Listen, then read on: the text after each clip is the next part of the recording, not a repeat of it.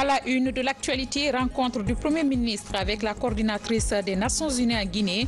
En toile de fond, la relance du cadre de concertation et de coordination entre le gouvernement guinéen et les Nations Unies. Énergie, manque d'eau suffisante dans les barrages hydroélectriques du pays. L'étiage continue et persiste. Conséquence, réduction de la fourniture d'électricité dans les ménages.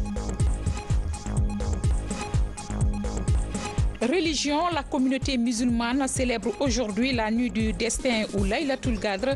En Guinée, les autorités religieuses invitent les fidèles musulmans à prier pour la paix et le développement dans le pays.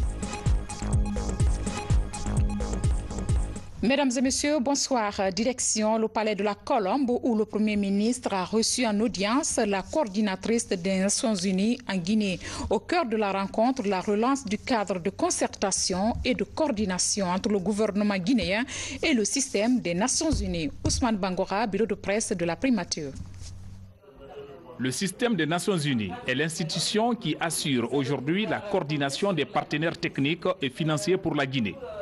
C'est dans la dynamique du renforcement de ce partenariat que la coordinatrice est venue échanger avec le Premier ministre, Dr Ibrahima Kassory Fofana, autour de quelques dossiers qui concernent le système des Nations Unies, à savoir le cadre de concertation et de coordination entre les Nations Unies et le gouvernement. Et le plus important est que le Premier ministre soit quelqu'un qui est disposé à écouter nos doléances. Et pour le moment, nous partons avec l'assurance que nous pourrons toujours revenir, échanger avec lui et que nous serons rassurés sur les activités.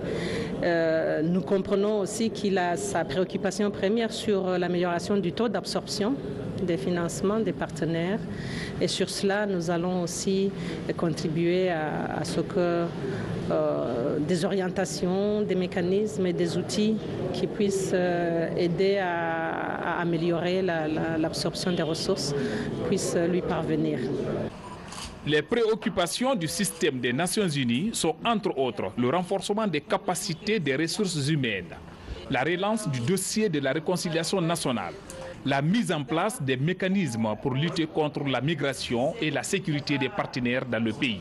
Le Premier ministre a saisi l'occasion pour assurer la délégation toute la disponibilité de son gouvernement à aider le système des Nations Unies pour l'exécution de sa mission.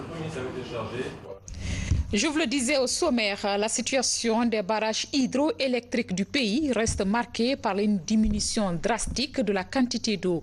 L'étiage continue et persiste, un phénomène causé par la déforestation. Conséquence, réduction de la fourniture d'électricité dans les ménages. Nabi Kamara nous présente l'état des lieux. La dégradation de l'environnement devient de plus en plus récurrente en Guinée. Le phénomène touche tous les secteurs et les cours d'eau payent de lourds tributs à cause du déboisement, la carbonisation et les feux de brousse. Des actions anthropiques qui ont sérieusement affecté la production de l'énergie électrique à Banéa, Donkéa, les Grandes Chites et Garafri dans la préfecture de Kindia. Nous comprenons l'exigence des populations à Conakry de donner le courant 24 heures sur 24. C'est une exigence normale, mais il faut tenir compte du phénomène que nous vivons aujourd'hui, ce phénomène dévastateur qui est en train de détruire notre environnement. La coupe de bois le long de ces fleuves, la fabrication des briques cuites, les cultures sur brûlis, tout ça, ça contribue à dégrader aujourd'hui le bassin de Konkouré, ce qui fait que le débit à l'étiage devient extrêmement faible et on ne peut pas satisfaire les besoins. Sinon, si on prend le couple Garafiri-Kaleta, ça vous fait déjà 310 MW. 310 MW seul, s'il y avait de l'eau en permanence, peut tenir aujourd'hui la pointe à Conakry à partir de 18 h. Il y a urgence donc avec le tarissement de ces rivières et fleuves vitaux pour la fourniture d'eau. Les barrages pourraient être compromis dans les années à venir si rien n'est fait. Dr Cheikh Talibi Silla en appelle au civisme des Guinéens, notamment les riverains de ces cours d'eau, pour arrêter la déforestation. En attendant, EDG est prête à assurer la fourniture régulière du courant aux populations en cette fin du mois de Ramadan et pendant la Coupe du Monde Russie 2018. La gestion du niveau de la retenue du barrage de Garaferi a été faite de telle façon à avoir le maximum de productible possible à ce niveau de la saison, pour faire face d'ailleurs à la période du Ramadan actuel et ensuite à la période qui va commencer à partir du 14 avec la Coupe du Monde de football. EDG invite cependant tous ses clients à économiser l'énergie pour la redistribuer à grande échelle aux populations. À Conakry, le nouveau bureau de la Fédération guinéenne de la pêche artisanale se veut mieux organisé et plus moderne. Et pour ce faire, il procède à l'immatriculation des barques. L'opération consiste à contrôler les acteurs concernés pour une parfaite maîtrise de la filière. Abdoulaye Diallo apporte des précisions. Bientôt l'immatriculation des barques, une première dans le secteur de la pêche artisanale en Guinée. L'initiative du nouveau bureau de la fédération consiste à réorganiser la filière et mieux contrôler les acteurs qui opèrent autour des 350 km de façade maritime. Aujourd'hui, il ne faut pas se cacher. Au niveau de la pêche artisanale, c'est de la pagaille. Les barques sierra-léonais, léounais, ghanais sont tous mélangés. On ne peut pas comprendre qui est national, qui est étranger. Donc, à travers l'immatriculation, on pourra connaître réellement les barques nationaux et les barques étrangères. Au port des pêches artisanales de Kaporo, les initiateurs expliquent aux acteurs le bien fondé de cette immatriculation des barques. L'idée est hautement accueillie chez les pêcheurs. C'est une bonne chose pour moi. Je répète le même mot, c'est une bonne chose pour moi. Comme tout est chacun de nous, on ne peut pas refuser, on ne peut pas nier. Cela va améliorer, n'est-ce pas, la pêche artisanale guinéenne, beaucoup même. D'autres perspectives sont envisagées pour redonner un souffle nouveau à la pêche artisanale. Il s'agit par exemple de la mise en œuvre de la politique d'assurance des barques et de la relance de la mutuelle de crédit et de financement pour soutenir les acteurs de la filière. Dossier CUNET, on en parle dans ce journal. Depuis plus de 4 mois, cette société en ligne fait objet de scandales quant à son caractère légal. Plusieurs personnes se disent victimes de CUNET. Le dossier est en instruction au tribunal de première instance de Dixine. Retour sur ce dossier avec Alfaïssi Agaba, Sa Amaratolno. Depuis le début du mois de mars dernier, CUNET, une société de vente en ligne, est accusée d'escroquerie à grande échelle par les services spéciaux de lutte contre les crimes organisés. Certains de ses responsables ont été mis aux arrêts avant d'être libérés par la justice. Mais à Conakry et dans les capitales régionales du pays, une centaine de victimes réclament réparation des préjudices subis. Mariam Sanoussi Kamara, la vingtaine, aurait perdu plus de 20 millions de francs guinéens. Sa plainte est déposée en justice depuis le début du mois d'avril. On ne s'attendait pas aux différentes questions que les juges étaient là à nous poser, soi-disant que comment est-ce que le dossier est arrivé jusqu'ici à la cour d'appel, alors que notre première plainte, on avait déposé ça depuis le tribunal de Dixine. Et au tribunal de Dixine, quand l'ordonnance de non-lieu est sortie, on s'est dit, mais pourquoi l'ordonnance de non-lieu? Ils disent qu'il n'y avait pas de partie civile, que c'est les gens de CUNET qui ont répondu à l'appel, que nous, ils nous ont jamais vus. On s'est dit, d'accord, si c'est comme ça, on a déposé une nouvelle plainte à la cour d'appel.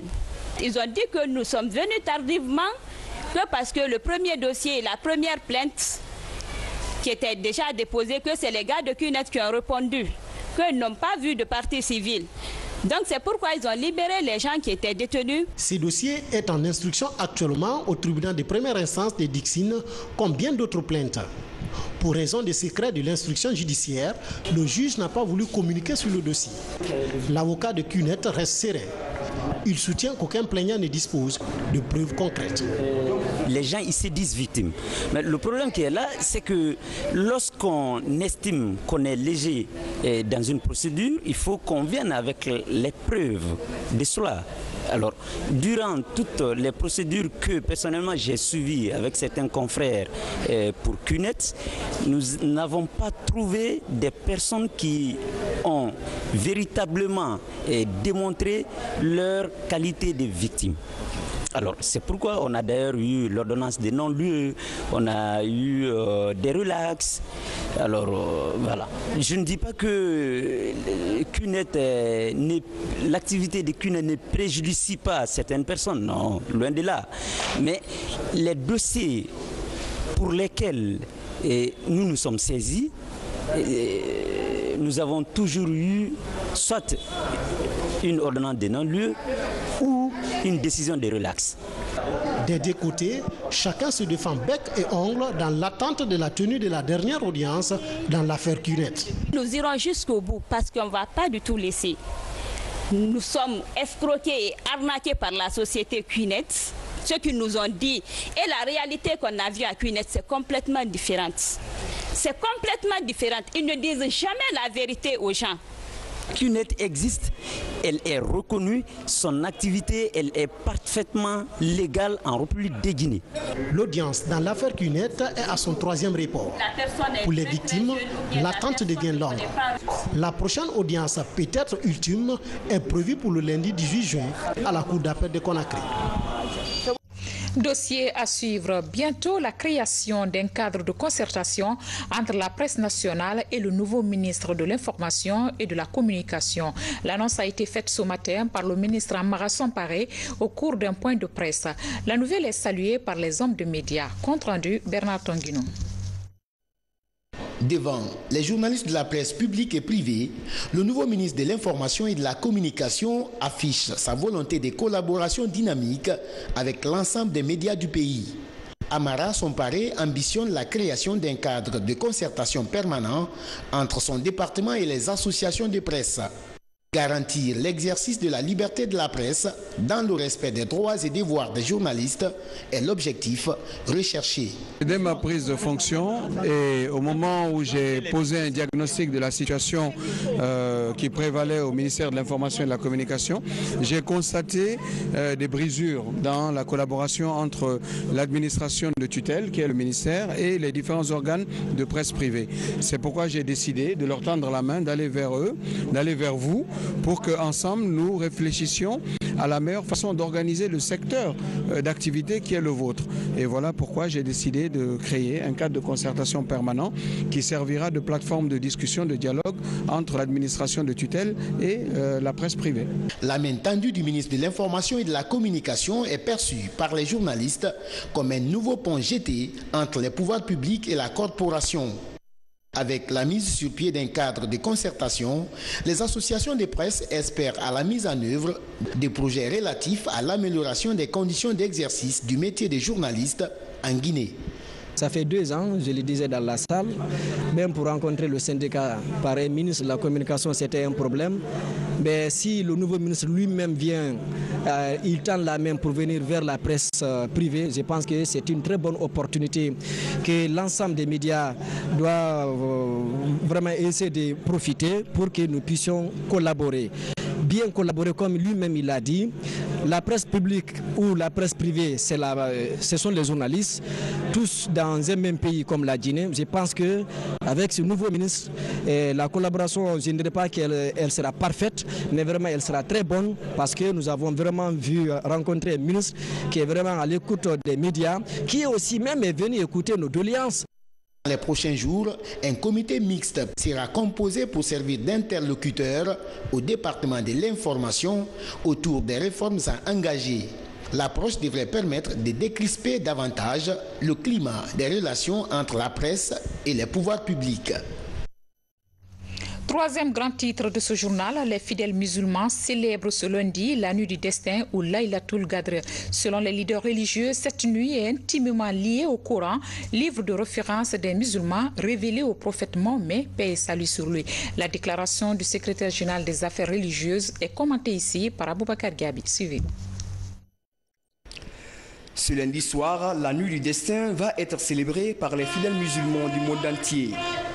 C'est la dernière ligne droite du mois saint de Ramadan. Communément appelée Laylatul Qadri, cette nuit est marquée par de forts moments de spiritualité. Selon les religieux, cette nuit est la plus importante du calendrier lunaire. Cette nuit a une valeur inestimable. Il est rapporté dans le Saint-Coran, Sourate 97, verset 3, qu'elle vaut mieux que 1000 mois réunis, soit plus de 83 années et 4 mois d'adoration. Les fidèles musulmans vont réciter le Saint-Coran tout au long de cette nuit, que ce soit à la mosquée ou chez eux.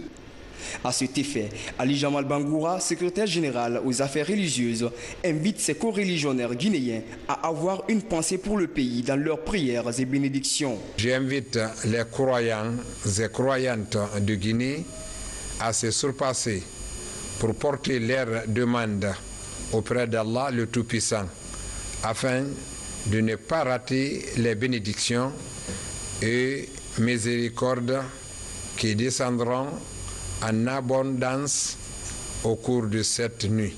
Ces vœux sont certes personnels ou familiaux, mais ils doivent s'étendre à l'amour de la patrie et de tous ses fils. La nuit du destin symbolise la révélation du Saint-Coran au prophète Mahomet, paix et salut sur lui, par l'ange Gabriel. Mieux, l'occasion est offerte aux croyants qui en font la demande en parfaite soumission à leur Créateur de voir exaucer toutes leurs invocations. À propos, ce communiqué conjoint des ministres en charge de la fonction publique et du travail, conformément aux dispositions du décret numéro D 95-250 PRG-SGG du 1er août 1995, instituant les fêtes légales en République de Guinée, les ministres en charge de la fonction publique et du travail portent à la connaissance des travailleuses, travailleurs et agents des secteurs publics, mixtes et privés que la journée du mardi 12 juin 2018, lendemain de la nuit de Laylatul Qadr, est déclaré férié, chômé et payé sur toute l'étendue du territoire national. Les ministres en charge de la fonction publique et du travail profitent de cette heureuse occasion pour souhaiter bonne fête à tous les fidèles musulmans de Guinée. Signé Billy Nankouma Doumbouya. Justement, nous sommes dans le dernier virage du mois de Ramadan et qui parle de Ramadan parle aussi de solidarité. Cette solidarité, la première dame en a fait sa priorité durant ce mois saint. Adja Diané Kondé vient d'offrir encore des vivres aux orphelins de la cité d'Almine de Fria. Mouri Sidibé signe ce reportage. Après la ville de Conakry, la Fondation Prosmi de la Première Dame de la République intensifie ses actions de charité à l'intérieur du pays. Les imams, les femmes et les enfants orphelins des 13 quartiers de Fria reçoivent des sacs de riz et des bidons d'huile. À travers cette action humanitaire, la Première Dame de la République exprime sa solidarité aux populations de la cité de l'Almine pendant ce mois saint de Ramadan. Nous avons décidé aujourd'hui de mettre à profit l'existence d'une antenne locale à Fria pour venir ici donner de quoi manger aux plus pauvres parmi les pauvres dans la communauté musulmane, mais également mettre à profit le mois de juin pour donner de quoi manger aux enfants orphelins démunis, étant donné que c'est un mois très important, le mois de juin, le mois de l'enfant. Aider les populations dans le processus de relèvement de la préfecture après le passage de la crise socio-économique due à l'arrêt de l'usine est le motif du choix porté sur Fria. Ce don est venu à un moment où vraiment il y avait une certaine nécessité qui s'imposait. Vous ne pouvez pas mesurer la portée par laquelle nous sommes comblés de joie. À travers ça, tout Fria est comblé de joie. Nous, les sages, des orphelins, vraiment nous cessons de prier pour elle, sa prospérité, sa longévité, son succès et tout ce qui s'ensuit pour elle et son mari, le chef de l'État, le président Alpha Condé. Vous savez, le fait d'y penser, le geste, c'est déjà beaucoup. Beaucoup pour qui? Pour nous les femmes. Parce que vous n'êtes pas sans le savoir que dans le ménage aujourd'hui, si tu vois un ménage réussi, c'est la femme. Devant la délégation venue de Conakry, les articles confectionnés par les jeunes filles boursières formées en Turquie grâce à l'implication de la Fondation Prosmi sont présentés. Parmi ces articles, des tapis de prière, des jeunes filles devenues autonomes qui se prennent désormais en charge. Maintenant, place à la rubrique La Guinée en bref ou le condensé de l'actualité nationale. Commentaire signé Diamo Kaba.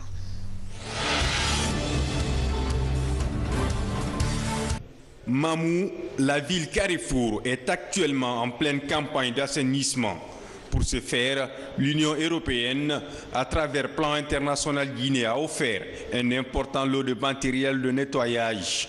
Ces outils sont destinés aux 720 jeunes recrutés dans le cadre de la mise en œuvre du projet Rosed dans les communes urbaines de préfecture de Mamou, d'Alabapita et Labé.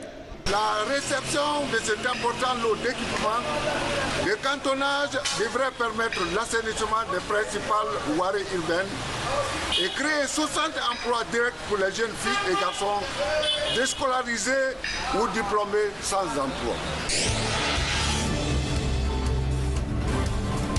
Gratifoire est un nouveau marché où les personnes de bonne volonté déposent des objets déjà utilisés. Après collecte, les mêmes sont octroyés aux enfants déshérités. Cette première édition a pu mobiliser des habits ainsi que des fournitures scolaires et du manger. Tous sont destinés aux enfants de quelques orphelinats de Conakry. Aujourd'hui, nous avons plus que jamais besoin de solidarité pour un peu tendre vers le développement souhaité. Et comme le dit déjà notre devise, travail, justice, solidarité. Et donc la solidarité, c'est la clé de notre développement. Culture de la paix et développement durable sont les grands thèmes de ce rendez-vous islamique animé par le grand imam de la mosquée Faisal. Ici à la mosquée Fofanaya dans la commune de Matoto, Elhadj Mamadou Saliou Kamara invite les communautés à se pencher sur leurs responsabilités civiques, une manière de mieux intensifier la culture de la paix et de partager l'idéal de vivre ensemble. Alors je invite tout le monde de se donner la main pour instruire la paix dans la Guinée et débarrasser toutes sortes de violences et toutes sortes de divisions ethniques. Si on a pratiqué ça, en réalité, la Guinée sera devant tous les pays d'Afrique. La promotion de la paix, aussi l'une des missions de la Fondation Aboubakar Bobodi pour la paix. À la grande mosquée de Hamdalaï, les efforts sont conjugués dans ce sens pour sensibiliser les citoyens sur le bien fondé de promouvoir et de préserver la paix et la coexistence pacifique. La rencontre est initiée par les jeunes leaders de Hamdalaï Nyariwada. Quand il s'agit de la paix, soutenons tous la paix. Donc nous aussi, nous voulons que notre axe là soit un axe de la paix, pour ne plus qu'on voit vraiment de violence sur notre axe, parce que la jeunesse est vraiment fatiguée. Elles s'engagent au service de la paix et de la jeunesse. Elles, ce sont les femmes catholiques qui se sont retrouvées récemment à Kindia, un séminaire qui a coïncidé avec la visitation de la Vierge Marie. Reportage signé Marie-Angélique Bangora. La rencontre brise toute barrière entre ces femmes réunies ici en fraternité. Ces instants sont aussi partagés avec les autres femmes de toute confession religieuse de Kindia. Entre elles, les échanges sont fructueux. À l'occasion, les autorités régionales, préfectorales et ecclésiastiques sont présentes. Les débats ont favorisé le renforcement des liens entre ces autorités et ces femmes leaders de la paix. L'esprit qui les anime, qui concerne la paix dans notre pays, que Dieu l'exauce. Parce que nous avons besoin de ça pour vivre ensemble. Nous avons besoin de paix pour nous développer. Nous avons besoin de paix pour nous sentir guinéens tout court. Donc vraiment, les femmes ont pris une belle initiative. Elles sont à féliciter, elles sont à remercier, elles sont à encourager. Le rôle de la femme est multiple, symbole de la réussite, une mission qui fait d'elle une mère rassembleuse, mais aussi éducatrice à la base. Dans l'Église, elle est interpellée à accompagner les jeunes pour préparer la relève. Vous devez avoir un regard sur vos enfants pour les aider à être mieux que nous, à amener la Guinée plus loin que nous. À Kindia, c'est aussi le moment de faire le bilan des activités. Depuis le 9 juin 2012, Laurentia Nyepou Traoré assure la présidence des fraternités des femmes catholiques.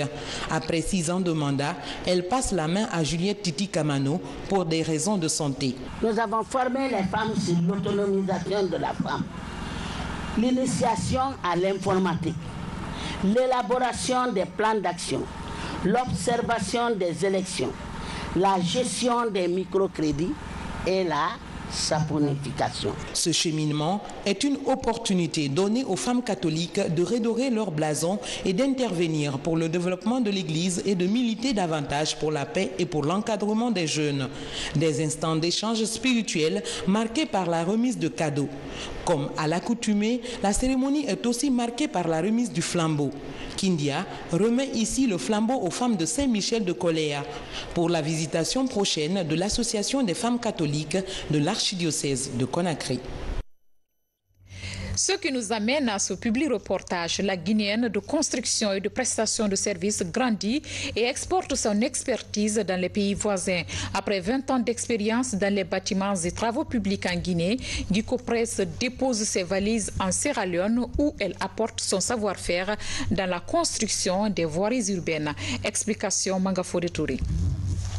La Guinéenne de construction et de prestation de services Guicopress fait parler de son expertise en Sierra Leone depuis 4 ans. Dans les villes de Kono et de Kabala, l'entreprise guinéenne travaille sur des projets de réhabilitation de voiries. Plus de 26 km/5 de routes sont aménagées. Le projet est aujourd'hui exécuté à plus de 92%.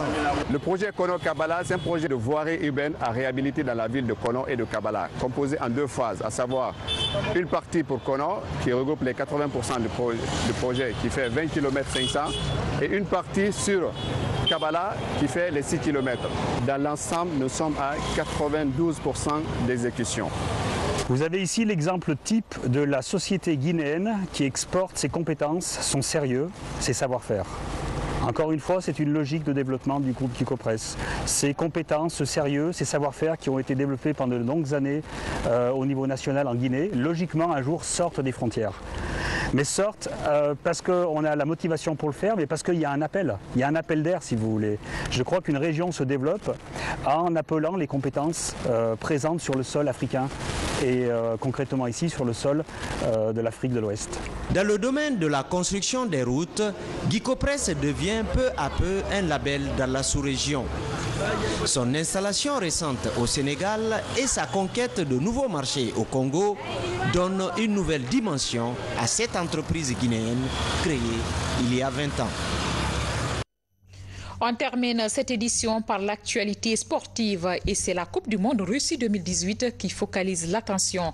À Conakry, les supporters continuent à alimenter les débats sur les mérites de leurs équipes favorites et de faire leurs pronostics. C'est dans notre rubrique Mon équipe favorite animée par Abdulaziz Valdi. FIFA World Cup returns. We're back, boy, back.